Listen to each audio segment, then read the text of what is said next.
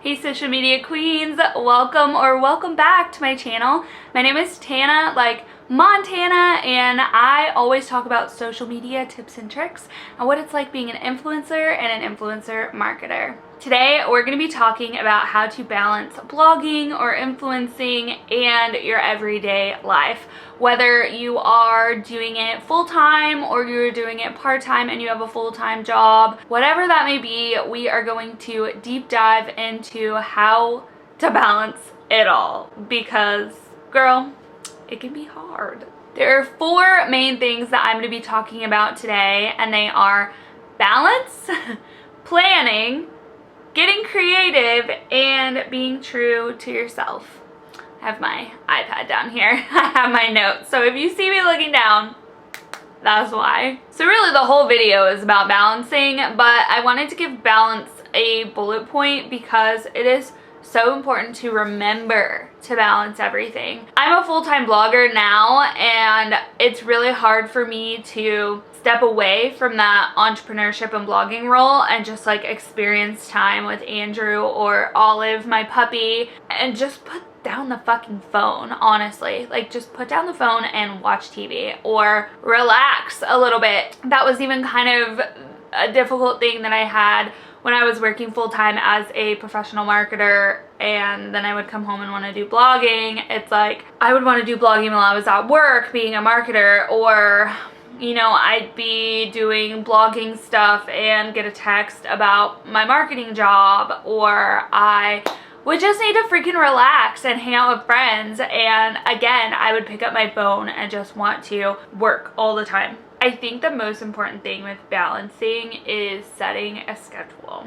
Right now I set a schedule where I am completely done with working like on my laptop at 6 p.m. I just get off my laptop. I can get on my phone and do some stuff, engage online, but like that I don't technically call working. I feel like if I'm on my laptop, that is like working. So I put my laptop away at 6 and then just hang out, eat dinner, do other things. Scheduling is so important.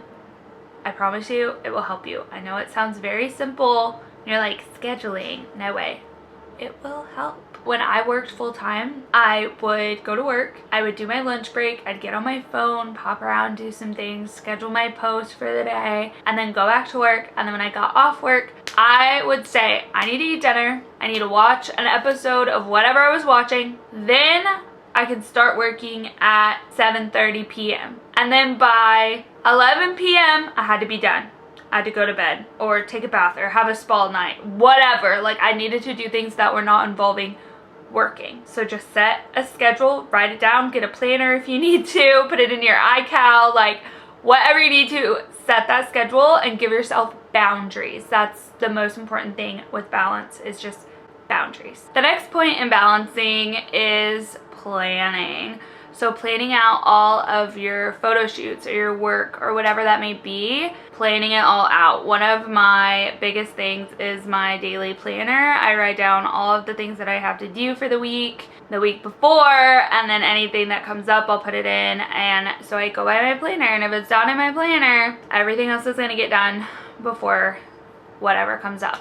And I think this is so important because, again, it goes along with balance, is giving yourself boundaries and just step-by-step tasks for the day. Another thing that I recommend is an app called Planoly. So if you are in the social media realm, whether you are working as a social media influencer or a social media brand manager, Planoly is awesome. I used it all the time when I worked in influencer marketing for my clients, and even when I worked at the university that I worked for as a social media director. I literally would plan out all of our stuff in Planoly. It's amazing. So this is what your feed can look like. So these are posts that I haven't posted yet, and you can schedule them, you can put your captions in. It is amazing. Truly, it changed my life.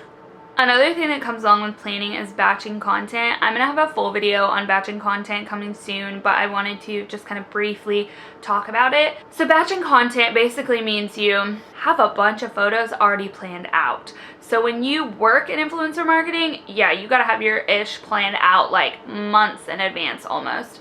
For influencers, it can be a little difficult, especially if you're working full-time, to just get content. So what I would do when I lived alone was I took all my own photos and I would take like a suitcase full of outfits that I already planned, put it in the back of my car, and then change outfits in my car and drive to different locations and shoot different photos. So I would have a week's worth of photos shot in one Saturday. And I still do a lot of that. So if Andrew and I go on content vacation, we just went to Galveston not too long ago, and I brought like, I swear, 18 outfits, and we like shot a ton of content. So I haven't had to shoot content in a while because I have it all planned out. Batching content is just so freaking important, and if you can do this, especially if you're working full-time, it's going to help you significantly, and you're not going to have to worry about what the heck am I going to post today. You're already going to have your post for the rest of the week. The next point that I want to touch on is getting creative.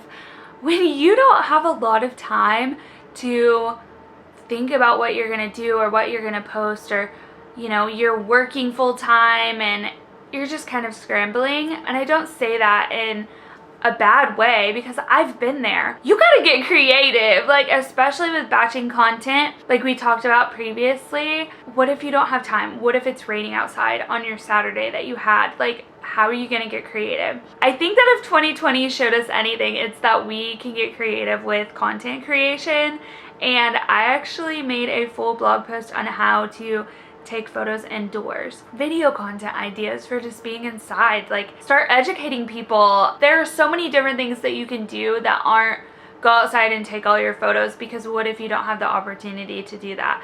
In Houston, it rains all the freaking time. Half the time I'm like, oh, it's a shoot day, it's raining or storming, and I can't go outside and do it. So I've got to get creative indoors. Just think outside the box.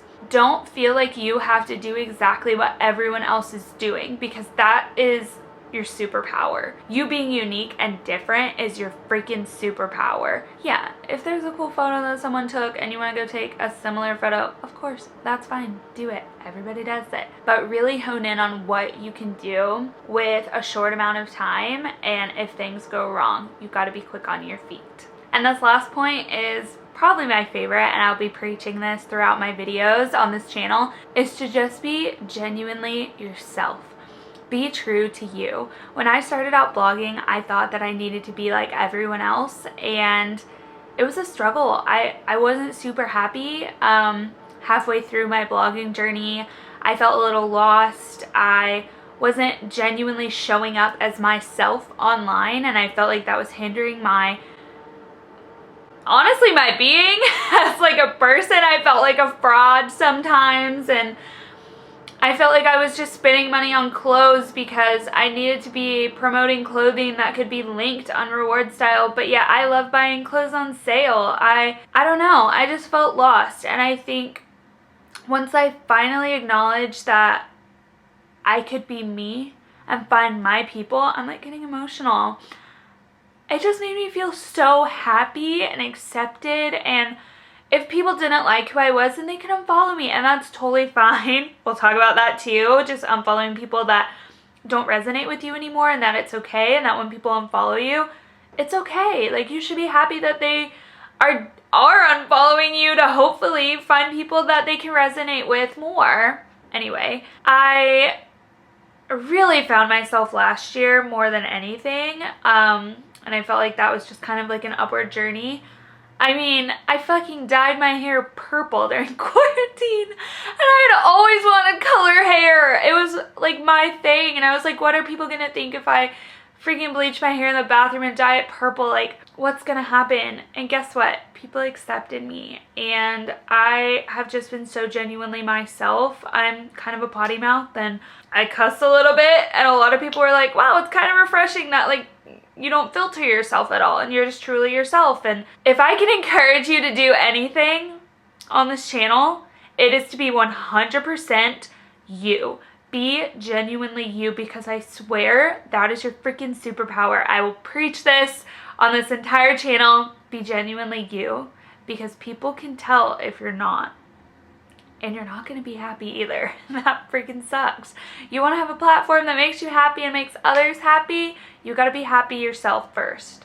And those are my 4 points to balancing your blogging life and your regular, everyday, maybe you're working full-time life. If you like this video, go ahead and give it a thumbs up and be sure to hit that subscribe button. I will be posting a new video every single week, sometimes even twice a week, so stay tuned, and I will see you in the next video. Bye.